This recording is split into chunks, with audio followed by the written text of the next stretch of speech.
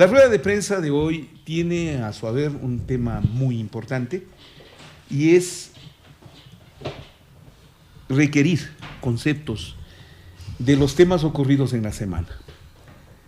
Invitados para hoy el reconocido periodista Edgar Vázquez Izurieta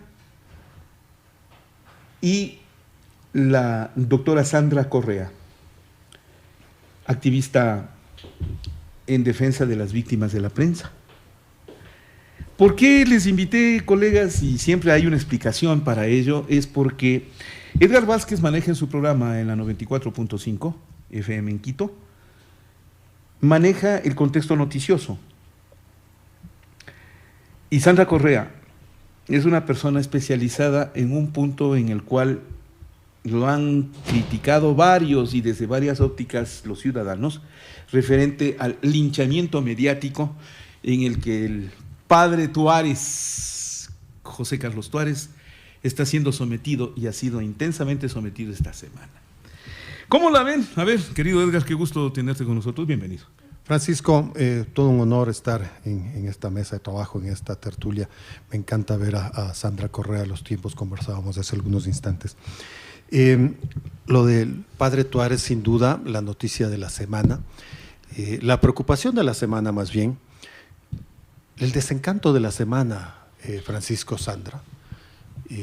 Porque recordemos pues al padre Tuárez, yo lo tuve en la campaña electoral y él en ese momento venía con ínfulas, con muchos desafíos a la iglesia a la que él se debía. Y claro, eso generó un interés, digamos, no en líneas mayúsculas, pero claro, siempre es interesante ver cómo un miembro de alguna iglesia quiere participar y no lo deja la cúpula. Pero bueno, eso no nos debería sorprender, así se manejan pues los círculos religiosos. Y ahí, con todo respeto, pues a cada persona que maneja su propio credo. Pero más allá de eso no teníamos noción del padre Tuárez. De repente es calificado, gana las elecciones, tiene que esperar pues este tiempo de impugnación. ¿En la campaña o ya en la campaña? En la campaña. A las 6:10 de la mañana. Él vino desde Guayaquil aquí a hacer una tarea de recorrer la mayor cantidad de medios y su gente nos dijo, oiga, ¿nos puede dar un espacio ahí? Nosotros estamos desde las 6. No, nosotros no pudimos. Y no pude. Y créeme que buscábamos a la mayor cantidad de candidatos al Consejo de Participación Ciudadana. Yo tuve a 10 más o menos.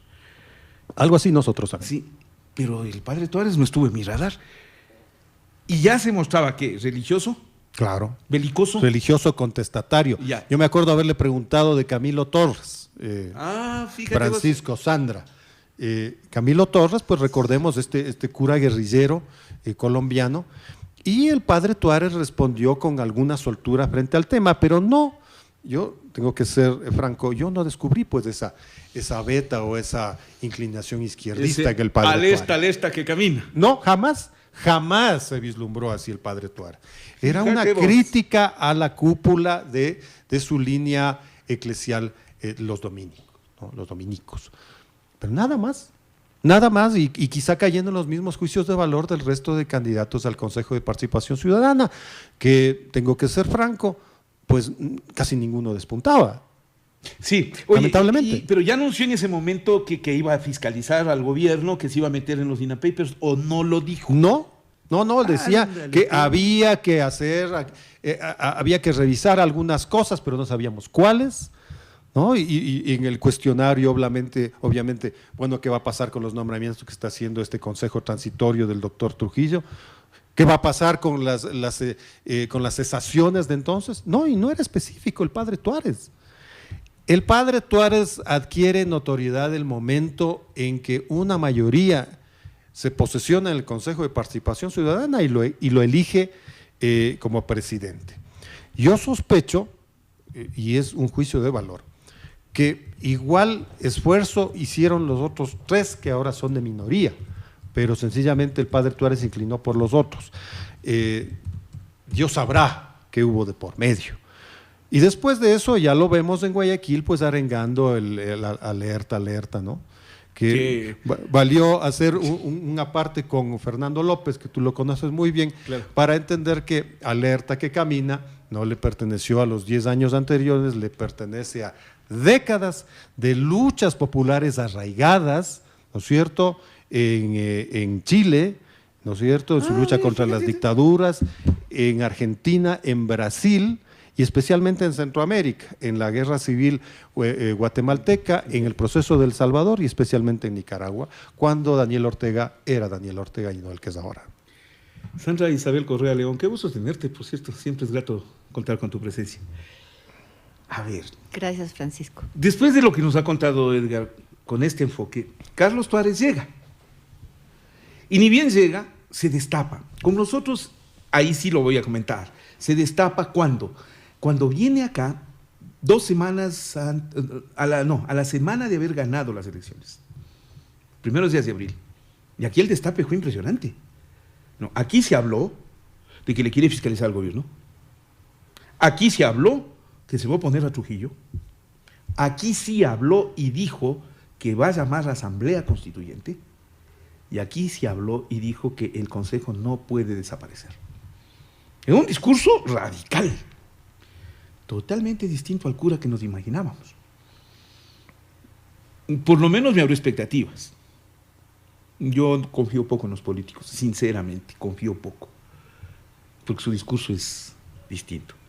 A partir de ahí vino el destape de Carlos Tuárez. Fue impresionante hasta llegar a donde ha llegado, a la Alerta que Camina, o no les tengo miedo, o voy a fiscalizar los INAPEPERS, y entonces la prensa se le lanza encima. Porque encabezados por el Indocanal pasaron por todos los medios, y Carlos Tuárez en este momento es la víctima propiciatoria de turno. Enfócalo, Sandra Correa. Gracias, Francisco. En realidad, el Consejo de Participación Ciudadana y Control Social es el poder más joven de la República, es el quinto poder. La transparencia, ahí se eligen todas las dignidades de superintendente de compañías, de bancos, de telecomunicaciones, contralor, fiscal, defensor del pueblo, etcétera. De tal suerte que es un poder que, diría yo, inaugura la democracia participativa, no solo representativa. En el caso puntual del Ecuador, desde que se normalizó la conducta del acoso y el linchamiento mediático a figuras y a personajes públicos, lo que campea es la deshonestidad, Francisco, porque el prejuicio es una deshonestidad, porque el prejuicio ensucia la visión de quienes miran a un personaje con el endilgamiento de un pecado que no cometió, de una falta que no ocurrió, de un delito que jamás se cometió. Esto es manejado por denuncia, por lucro o por divertimento. Y vemos que en los programas de farándula se maneja mucho el acoso y linchamiento mediático por divertimento, o sea, se coge a un personaje de la farándula y el que más sintonía te dé, pues contra él se van.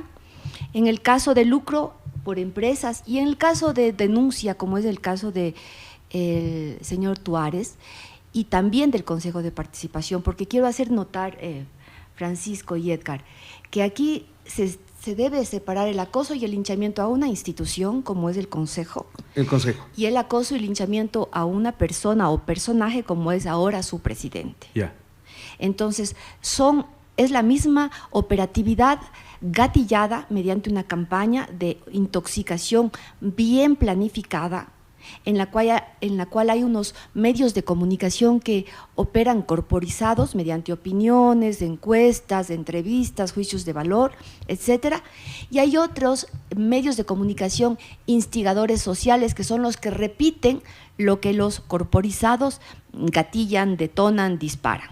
Es una guerra solamente que utilizada a través de los medios de comunicación mediante el rumor echado a rodar con malicia. Ahora, Tuárez es el escándalo el que lo envuelve, igual que al Consejo desde que vino el transitorio, recordemos bien, era otro el personaje que lo lideraba o lo presidía, y allí teníamos el otro extremo, una santificación y un blanqueamiento total. En cambio, ahora existe un enlodamiento y una satanización o demonización también total. Estos dos extremos son los que van volviendo, Francisco, y te hablo como ciudadana, al Ecuador un pueblo envilecido y envanecido, porque vivimos entre el extremo de la farándula o el extremo de mátenlo, castíguenlo, crucifíquenlo. Y eso es algo que nos está asesinando la psiquis social y nos está volviendo una sociedad bárbara, no siquiera civilizada, porque no exigimos que prevalezca el Estado de Derecho. Frente a eso, yo digo, ¿hasta qué grado Tuárez es ya culpable?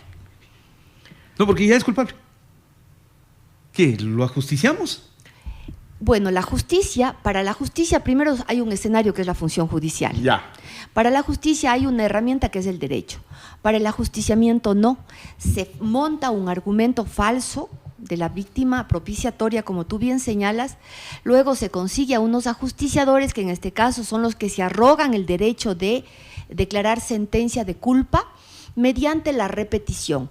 En este caso, yo como ciudadana siempre me negaré a legitimar al escenario de los medios de comunicación, a los que usan el periodismo y a los que se autodenominan periodistas como jueces con toga y con un micrófono que declara quién muere y quién vive.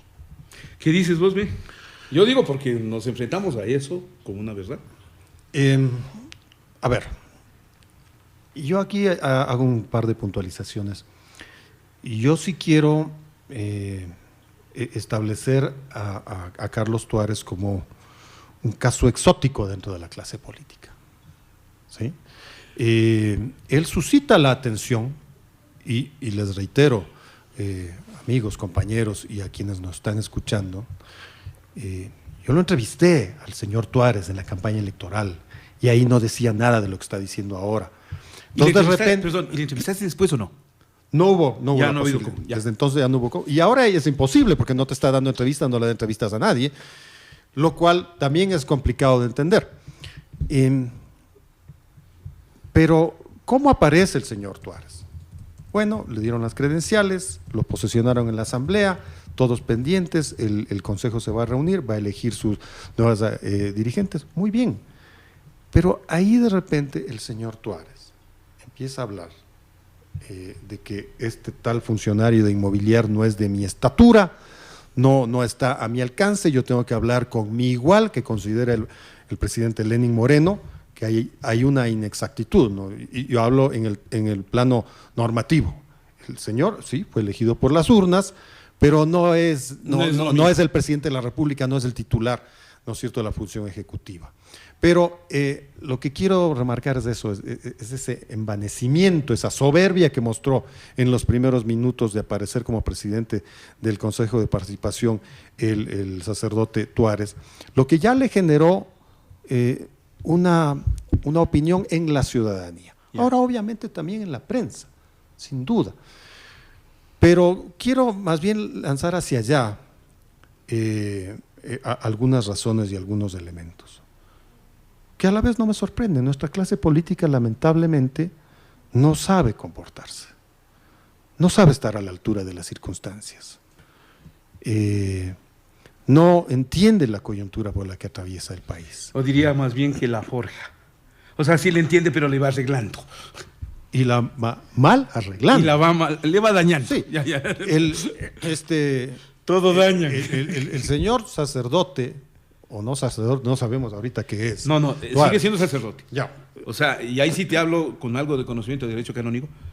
Él es sacerdote. Lo que está es suspendido del ejercicio pastoral. Bueno. Quiere decir que, 1, no puede celebrar misa.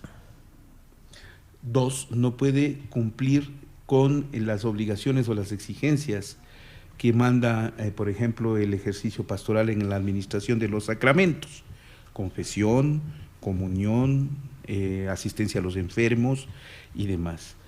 Y luego él queda liberado de la disciplina de la comunidad. La comunidad ya no asume responsabilidades sobre él. Él legalmente no debe responder ante la comunidad.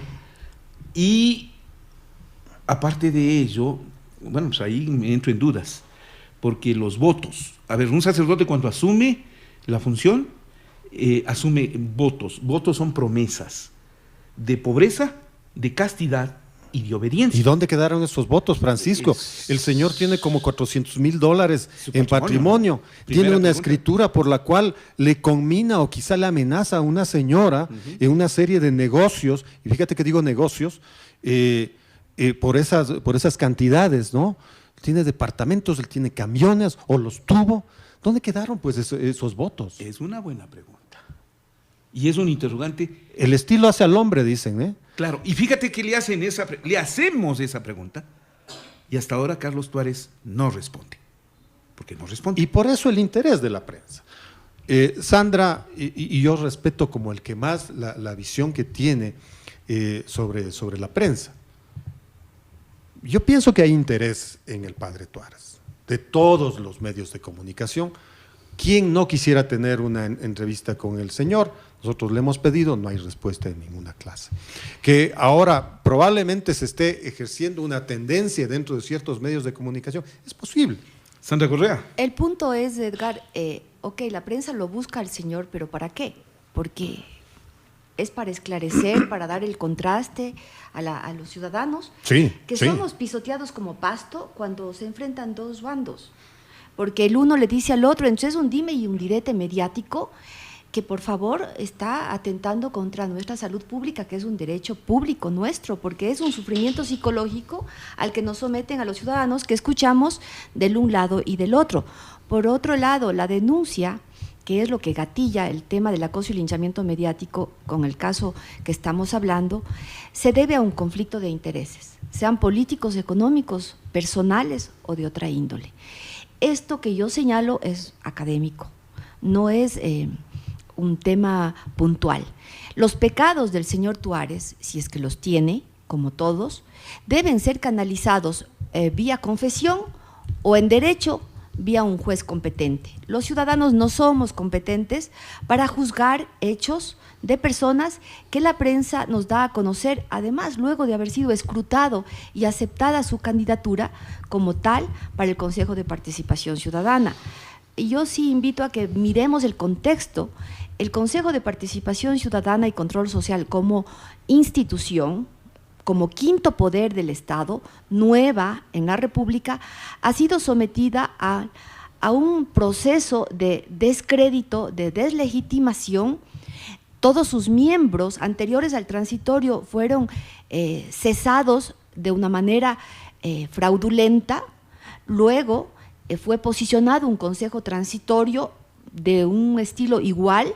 Yo estoy hablando como jurista, y como jurista sí exijo que respeten el marco del derecho, que es el único marco que nos va a permitir relacionarnos civilizadamente, Francisco, porque si es que empezamos a legitimar lo que los medios cuentan, lo que los periodistas repiten, pues entonces cerremos la función judicial y que ellos sean los únicos jueces venales en la República del Ecuador, porque no sé para qué gastamos tanto en jueces, inclusive estamos a puertas de una evaluación de los jueces de la Corte Nacional, si no les vamos a dejar hacer su papel, no vamos a dejar que cumplan su competencia o vamos a presionar desde el sector mediático.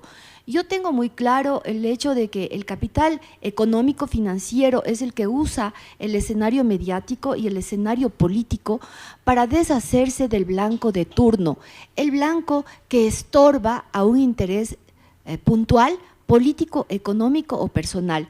Y en este caso el señor Tuárez, si ha desarrollado un discurso de alerta o hasta la victoria siempre, que sea una impostura o sea una autenticidad, pues eso tampoco hace que nosotros ignoremos su derecho al debido proceso. Yo les pediría que se ubiquen en el verdadero espectro en el que estamos.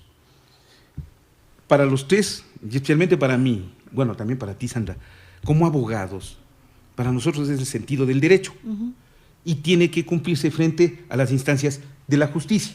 Exacto. Al que estamos sometidos también los periodistas. Por supuesto. ¿De acuerdo? Claro. Correcto. Claro. Entre nosotros, ese concepto, dentro de la lógica de la democracia liberal, es aceptado y aceptable. No en este momento. En los tiempos de la democracia digital, en los tiempos del Estado red, es toda una teoría diseñada por Manuel Castel, un especialista en el tema digital de este tiempo, la política digital. Eso no es posible.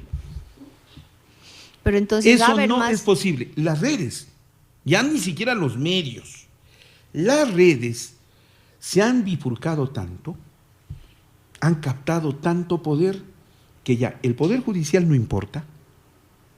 No importa. No hay leyes. Para el poder mediático en el sistema de redes sociales, no hay leyes que respetar. ¿O acaso han respetado la honra del cura Tuárez? No. ¿Han respetado la intimidad? No. ¿Han respetado el procedimiento adecuado? No. Pero lo que estás señalando tú, Francisco, es previo a los medios. Los medios también son receptores de esta polémica, Ya ni los medios. de este estrado que se da en las redes, donde se condena Correcto. sin oír a las partes. De acuerdo, es que, y ahí tienes razón, Edgar, ya ni los medios cuentan. Así es. En este momento los medios son una especie de asistentes de palo al espectáculo que se está dando sobre el tema de una clase política codiciosa que quiere ese poder, el poder del Consejo de Participación Ciudadana. ¿Por qué? Porque es el poder que nomina, porque es el poder que juzga, porque es el poder que cuestiona e investiga la corrupción. Quieren ese poder. Y entonces ya los medios han pasado a ocupar otro escenario. Si no les digo desechados, no, otro escenario. Pero en cambio, a través de las redes sociales, han destruido todo nivel de procedimiento legal, respetabilidad, derecho a la presunción de inocencia. Nada de eso existe, Sandra Correa. Bueno, las redes, para mi personal modo de ver, son los que se encargan de la resonancia social, Francisco. Ah, vamos, ese ya es otro nivel. ¿Ya? Pero la implantación de la idea la hacen los medios de comunicación que no están en el ciberespacio, porque son la radio, la televisión, el periódico, y la resonancia social se da en el ciberespacio. La implantación de las ideas son los medios de comunicación gatilladores del escándalo.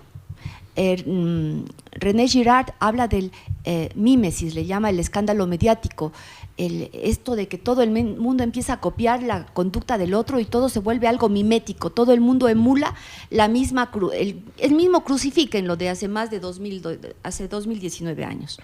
Entonces, sí tenemos que detectar con una cirugía mayor cuál es el medio de comunicación que gatilla el escándalo, cuáles son los medios de comunicación que toman el escándalo y lo repiten sin la ética de contrastar, de investigar y de verificar, y cuáles son los medios de comunicación en el ciberespacio, que por lo general están los mismos, que se encargan de la resonancia social y esa fuente ovejuna, que es todos y ninguna. Ahora, si es que los medios de comunicación se consideran un poder, yo pienso que son una función, Francisco, porque responden a un financiamiento. El poder en estricto derecho es aquel que tiene su propio capital. El periodismo no tiene su propio capital.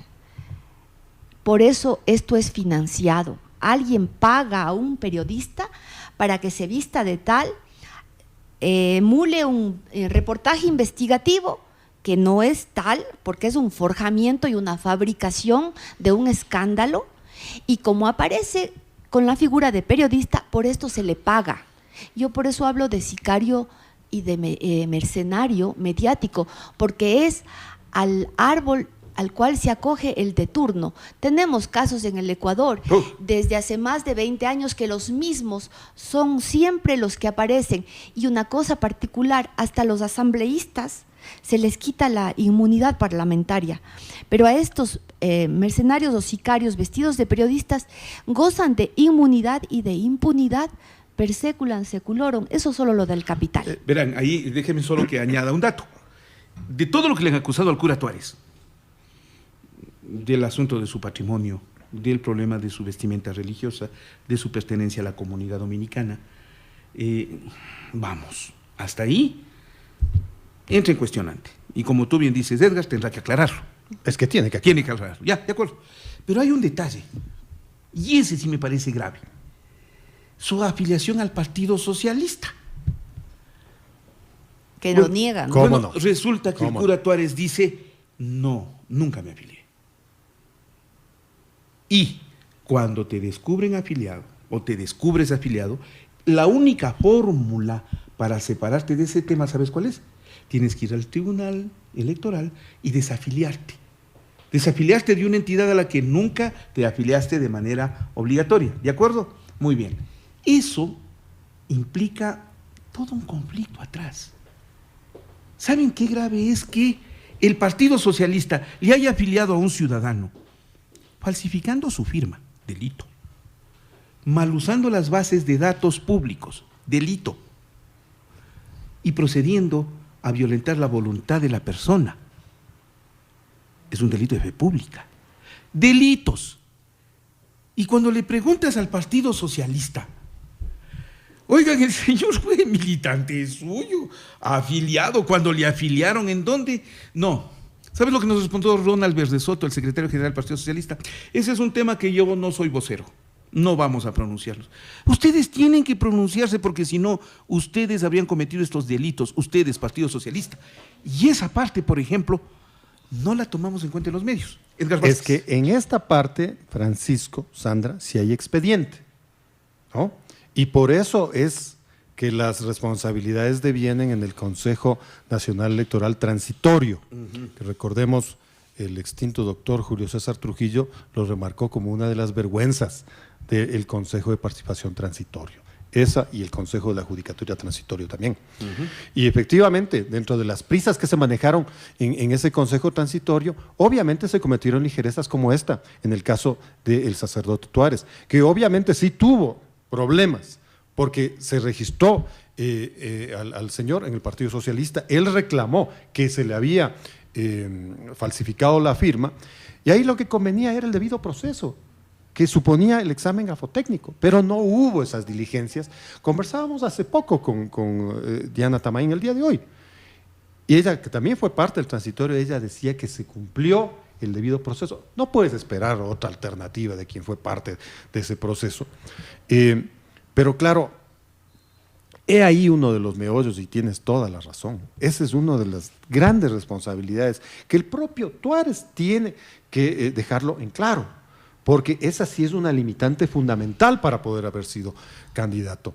Como decía Facundo Cabral, la culpa no es del cerdo, sino de quien lo alimenta. Tuárez no es el único responsable. Aquí hay un proceso, hay un sistema electoral que por irresponsabilidad, por ligereza, por no tener tiempo, por no tener experiencia o por qué, quién sabe, intereses, dejó ese proceso sin cumplir con las diligencias que debían sustanciarse. Y no solamente con él, con algunos candidatos, ¿no es cierto? Que después de eso derivó en las consiguientes impugnaciones, en el proceso específico del Consejo de Participación Ciudadana. Pero eso le obliga también al sacerdote Tuárez, de mutuo propio, a dar la cara y explicar. Porque, Sandra, y esto recogiendo tu importante alocución y sistematización de criterios, que, insisto, los respeto en modo superlativo. ¿Qué debe hacer la prensa? La prensa… Investigar. Pero ¿qué? La prensa tiene que ver lo que sucede sin intervenir, sin cuestionar, quedarse como un convidado de piedra frente a lo que sucede. Edgar, la información, que es lo que la prensa transmite, comunica, tiene que ser veraz, contrastada, verificada, investigada. Pero eso es lo que han mostrado algunos compañeros de algunos medios que han investigado al cura Tuárez. Lo que aquí está en juego no es una investigación periodística, es la formulación, la fabricación de una condena previa, de una campaña bien planificada, que se la hace aparecer como investigación periodística. Fuera tal si no emitiese juicio condenatorio anticipado, Edgar. Pero el rato que una investigación periodística, entre comillas, determina un fallo, un veredicto mediático, no estamos frente a una investigación periodística, sino frente a un juzgamiento mediático. Yo soy de las ciudadanas que defiendo mi derecho a decir no al fraude a la ley. Tú bien estás exigiendo el debido proceso para el tema Tuárez respecto a su afiliación o no al Partido Socialista. Yo exijo el debido proceso para todo ciudadano, con culpas o con inocencias o con pecados, que sea acusado de algún hecho, no sentenciado por un hecho a través de los medios de comunicación. Yo pienso que los medios de comunicación manejan un bien público fundamental en la sociedad de la información y el conocimiento, como es la información a través de los medios y de las TICs. Si ustedes no hacen respetar su espacio de ejercicio profesional y su código de ética periodística, pues estamos perdidos, porque en el Ecuador se aplaude el fraude a la ley. Y cuando alguien quiere hablar de marco legal, lo quedan viendo como un ser extraño. Y no saben que hoy es uno y mañana es otro, porque esta conducta se ha seguido incrementando con el pasar del tiempo. De tal suerte que yo lo único que pido es que la prensa haga su rol. ¿Cuál es? Investigar de la manera que la Constitución establece, no escandalosamente, no amarillistamente, porque eso es el deseo mimético que habla Girard en Antropología Social, y es lo que lleva a las sociedades a volverse viles y bárbaras. Pero yo quiero insistir en que las redes sociales condenaron y acabaron con el padre Tuárez cuando se exhibió en las mismas redes esta imagen donde él está arengando el cierto alerta. Ahí se acabó la reputación del padre Tuárez, ¿cierto? Posterior a eso, porque incluso esto sucedió un viernes, las investigaciones periodísticas aparecieron al siguiente semana, lunes, martes. Pero Tuárez ya se acabó como un probable sujeto activo político. Ya se acabó 72 horas antes. Que las redes sociales, me van a perdonar, distinguidos oyentes, yo sí no les tengo mucha simpatía. Lamentablemente se manejan en nuestro país y en el mundo, se manejan en ocasiones como la forma en la cual se lanza la piedra y se esconde la mano. Sí, lo que yo les llamo la cobardía de Internet. Exacto. Y por eso al público hay que diferenciarle también entre lo que somos los medios de comunicación nativos de Internet, que somos medios de comunicación, nosotros estamos sujetos a la ley, y lo que son las redes sociales. No nos confundan. Así es. Los medios de comunicación nativos, digitales, hacemos un trabajo periodístico, formal, secuencial, ordenado, metódico, respetuoso de las leyes. Ese es nuestro trabajo. Y nosotros hemos tenido éxito por eso. Nosotros tenemos ese reconocimiento a lo que tú has hecho y a lo que haces, Francisco, y mi solidaridad con lo que te sucedió. Imagínate 5 años con la administración de Rodas y lo que recientemente te sucedió en este último proceso electoral. Claro. Y el proceso electoral, claro. Esos somos los medios. Entiendo que hay un aproximado de unos 50, 60 medios de los que han sobrevivido. Y hay la infinidad de casos de las redes sociales, que eso es otra cosa. Pero ¿cuál es tu patrimonio? La credibilidad, Francisco. Exacto, pero es que eso es lo que está en juego. Y entonces, una cosa, ahí por ejemplo, me preocupa lo que dice Sandra, la existencia de los sicarios. Mientras los medios de comunicación actúan a través de sus sicarios, o los intereses políticos actúan a través de sus sicarios, y eso sí existe. Son francotiradores. Ya, existen, y los vamos a reconocer. A mí me preocupa más, ¿saben qué? El silencio cómplice. Exacto. El que no lo digan. Me preocupa. ¿Por qué? En tiempos de Rafael Correa, todo era sujeto de investigación, de esculcar todo lo público. Llegó por ahí algún bárbaro de la Asociación de Editores de Periódicos a decirme que el derecho de la comunicación estaba superior a todos los derechos humanos, y le dije que estaba equivocado, porque no puede estar, por ejemplo, superior al derecho a la vida. Así de simple. Pero ese es el concepto bárbaro. O el de la señora que era dueña del diario El Comercio, que decía que la mejor ley es la que no existe, aplicando el principio de la Sociedad Interamericana de Prensa. Bien, eso no es posible. Pero en esos días era aplicado a rajatabla. ¿De acuerdo? Y está bien.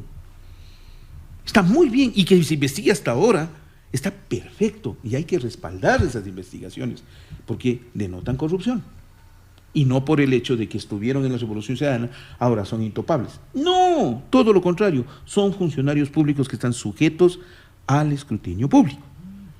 Pero de ahí pasar al silencio, de ahí pasar a callarse, de ahí pasar a ocultar todo, como pasó con los transitorios. Lo que fueron haciendo los transitorios en términos de derecho es una barbaridad. Destruyeron institucionalidad de este país y contaron con el silencio y el aplauso al doctor Trujillo hasta que falleció, que lamentablemente perjudicaron más este conflicto, que ahora está estallando por otros lados, porque estalla por el lado del cura Tuárez, pero solamente es él. ¿Y el resto de consejeros? Bueno, pero es que el Consejo de Participación Ciudadana es un ente fundamental. Y cuando viene un consejo con nuevos bríos, y cuando en su segunda sesión, de las pocas que ha tenido, accidentadas, en medio de una bullanguería impresionante. 3 sesiones. ¿No es cierto? Con estas barras ahí que no han dejado hacer una cobertura racional, que ni siquiera se les ha permitido a los propios vocales de intervenir racionalmente, ¿no es cierto? Pero en esas sesiones se ha develado un interés de esta mayoría de enfrentar a la resolución de la Corte Constitucional, más allá de la validez que tenga esa resolución, que muchos se han dicho es una medida que tomó la Corte en función de supervivencia, porque ¿quién le nominó a esta Corte Constitucional? El Consejo de Participación. Claro, ¿sabes qué? Eso es una barbaridad jurídica monumental, porque le estás robando al Estado, el derecho de fiscalizar a sus entidades. Todas deben ser sujetas a fiscalización, sin todas duda, sin excepción. sin duda, es un precepto constitucional. ¿Por qué no la Corte o por qué no el Tribunal Contencioso Electoral, que es este caso? ¿Por qué no la Contraloría? ¿Y por qué no el transitorio? A ver. Es que tenemos que pretender esforzarnos en ir a la génesis de este acoso y linchamiento a la institución del Consejo de Participación Ciudadana, insisto, y ahora a su presidente de turno. En el Ecuador, la incoherencia debería de ser condenada como corrupción, Francisco. Sí. Porque es incoherente que unas veces exiges el debido proceso, la prevalecencia del derecho, y en otras te haces de la vista gorda. Eso es incoherencia y eso es corrupción. Los testigos mudos que tú acabas de señalar, aquellos que se quedan callados, o yo les hablo comparsas. Oye, qué frase. Testigos mudos.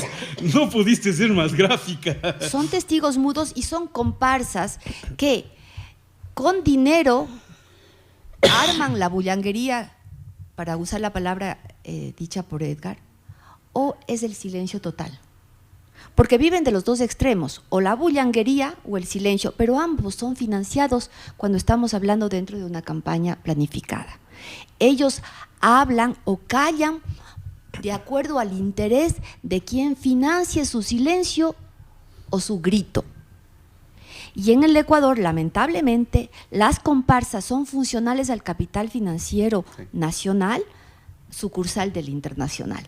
Por eso tú ves a gremios, a directivas de gremios o de partidos o de movimientos que ante casos como fue el de Francisco con el exalcalde Rodas, como fue el de Francisco con el Consejo Nacional Electoral, que no le despachó con expedita ni con debida diligencia tu proceso, o ahora el del presidente, no dicen nada, no hay espíritu de cuerpo de los periodistas. Y quisiera que no lo vaya, ahí sí quisiera que no. Quisiera que la justicia sea la que intervenga sin presión de la presencia de la prensa. Pero distinto es que para un caso sí, la protección es amplia, Rodas, y cuando se trata de estos casos, el silencio es absoluto. Total, entonces, y eso es grave. Ahí yo me acuerdo de Borges que decía, la unanimidad o es una bellaquería o es una estupidez. Aquí aparecen unánimes para el silencio o unánimes para el grito. Y eso a mí sí me ocupa en pensar quién está sacando provecho de esos dos extremos. Y en el Ecuador los únicos que sacan provecho es esa estabilidad económica que vive de fomentar la inestabilidad política. Yo personalmente aprecio que cuando se está yendo a hacer cambios ya más profundos, se alborota el gallinero, como diríamos popularmente, para evitar que las estructuras terminen de ser modificadas. Ustedes verán que el gobierno de Correa gana por contraste con lo anterior.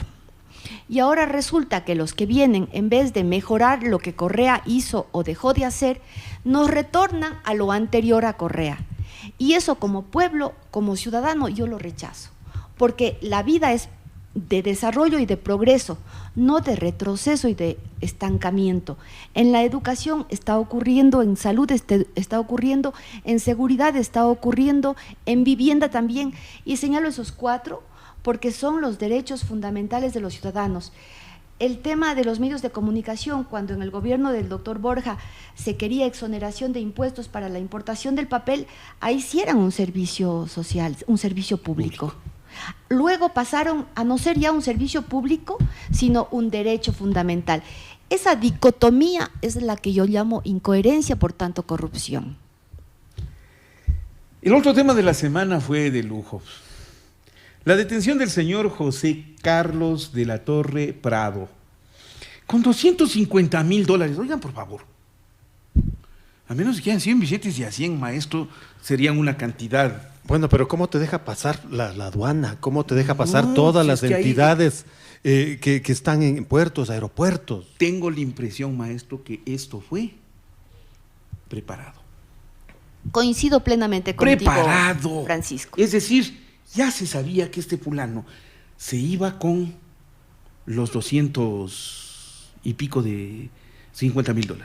Ya se sabía. Tanto que pide, por favor, pide escolta policial, pues. Pero eran varios viajes, dicen. Claro, la son varios viajes. Ya le fueron siguiendo la pista. Y te dieron anuencia. Te dejaron pasar. Te dijeron, confiemos. No, aquí no pasa nada. Nadie me topa. Vengo hasta con policía. Y resulta que este fulano ha sido, pues, un sietezuelas. Verás. Sí, yo veía la nota ayer en Ecuavisa o Teleamazonas, en Ecuavisa me parece, y veía todos los antecedentes de este caballero. Pero qué bárbaro. Cuando salía de un empleo, a las horas ya tenía otro. Y mejor. Así es. Salió de la Contraloría, pasó a la Comisión de Fiscalización con la María José Carrión. Exactamente. Trabajó en la Contraloría con su tío. Con su tío. Bueno, él dijo que es un pariente lejano, ¿no? Sí, pero lejano y todo, pero trabajó con él nomás. Si verás que aquí tenemos un vicepresidente preso, sin pruebas, porque fue sobrino de Ricardo Rivera. Y según la lógica de algunos asambleístas, algo ha de saber. Y entonces, ahora, trabajó con Celi, algo ha de saber. Por Dios que algo ha de saber, les juro. Y luego sale de ¿cómo es? De la Comisión de Fiscalización, se va a Telecomunicaciones. Alto nivel. Claro. Y después pasa a Petroecuador. Altísimo nivel. Asesor de Petroecuador. Claro. No me vengan aquí con que solo este carguito nomás tuvo. No, este fulano tuvo alto coturno con Celi. Pablo Celi es el caso más ofensivo a la justicia, a la ley y al derecho que pueda tenerse.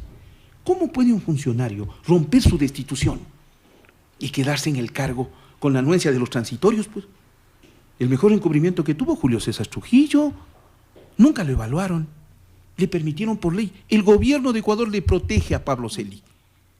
Le dio su respaldo a través de Rosana Alvarado, ministra de Justicia. Ellos le dieron el respaldo y lo reconocieron. Y Pepe Serrano lo recibió anuente y hasta ahora él tramita causas en la fiscalización de la Asamblea. ¿Qué tiene que ver con Pablo Celi? Algo ha de saber. Dispensa, algo ha de saber. Y los medios otra vez se callaron. Ya cuando vieron el escándalo, entonces recién comenzaron a salir ayer. Pero este es desde el 13 de junio. Desde el 13 de junio, ahí sí te doy la razón, Sandra Correa. Las redes son el eco de lo que está pasando en la sociedad. La resonancia social.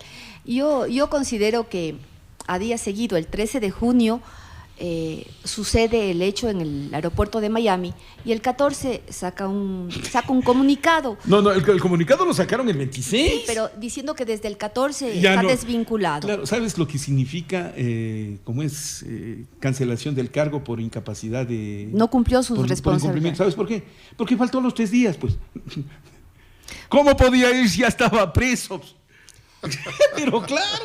Yo te digo, Francisco, que en esa exigencia personal que tengo de la ética, no me extraña la conducta de Pablo Celi, sí, de desmarcarse de su sobrino, a quien conoce muy bien, me consta, no es lejano, como él asevera, porque también se desmarcó del caso cuando fue mi subsecretario de Educación. Él tuvo una conducta… tú ya le conocías, ¿no? Pablo Celi fue mi subsecretario de Educación. 1996. 1996. Yo a él le di mediante un acuerdo ministerial la… En el 92 ambos eran militantes de Liberación Nacional. Y fuimos candidatos a diputados por Pichincha junto con Susana Cordero de Espinosa. ¿Cómo no? Por supuesto. Dicen que ganamos, pero que no nos dejaron posesionarnos. Así se nos indicó a nosotros. Entonces Pablo, en el 96, mi subsecretario de Educación, yo le doy un acuerdo ministerial para que gestione y administre todo lo del programa de la mochila escolar. Y cuando se da el golpe, yo renuncié un 28 de enero, se da el golpe el 7 de febrero, y a mí me asombraba que no había información del caballero, del programa, de la contratación. Cuando yo ya pude defenderme por mí misma, fui a la Corte Nacional y encontré con sorpresa, en ese entonces me choqueó mucho, hablo de 10 años atrás, una invitación del Departamento de Estado de los Estados Unidos a Pablo para una gira de observación de 3 meses. Eso explicó que marzo, a abril, a mayo y a junio él estuvo en una gira de observación en los Estados Unidos y por tanto aquí no había quien dé razón y cuenta de la contratación del programa de la mochila escolar. También encontré en el proceso, Edgar, no soy periodista, pero sí abogada y tengo que investigar el proceso que iba yo a representar, el mío mismo, y encontré los escritos del doctor Maya, Germánico Maya, su abogado, indicando que él no tenía nada que ver con el programa de la mochila escolar, que no lo conocía ni de nombre. Entonces, esa conducta a mí no me extraña. Si fue conmigo, que fuimos compañeros en Liberación Nacional, fui mi subsecretario de Educación, pues con el sobrino ahora también se desmarca. Y hay un detalle, Francisco, cuando Pablo asume la Contraloría como Contralor, mi casa fue allanada y Ecuador Inmediato fue el único que hizo la cobertura. De acuerdo. Fue allanada y lo que se llevaron fueron los documentos que probaban aquello, aunque tengo un libro que publiqué digitalmente en el 2000 en donde ya se habla de aquello, y eso es la falta de investigación a la que yo me refiero cuando hablo de los periodistas. Abran el interrogante sobre Pablo Celi. Terminemos, porque Encantado. Edgar tiene que irse. Lamentablemente, pero agradeciéndote el espacio y el gusto de ver a Sandra Correa a los años. Miren, tenemos una costumbre, defíname o en una palabra o en una frase la semana que acaba de pasar. Turbulenta. Turbulenta. ¿Sandra Correa? Caótica. Yo les llamo indignante. Estamos de acuerdo. De acuerdo. Esto es el poder de la palabra. Esto fue Rueda de Prensa. Edgar Vázquez y Sandra Correa. Qué honor tenerlos en casa. Siempre bienvenidos. No se olviden que estamos en crowdfunding, www.aportesecuadorinmediato.com, Banco del Pacífico, Banco del Pichincha, PayPal, tarjeta de crédito, transferencia bancaria. Permítanos seguir contando la historia. Ya vuelvo.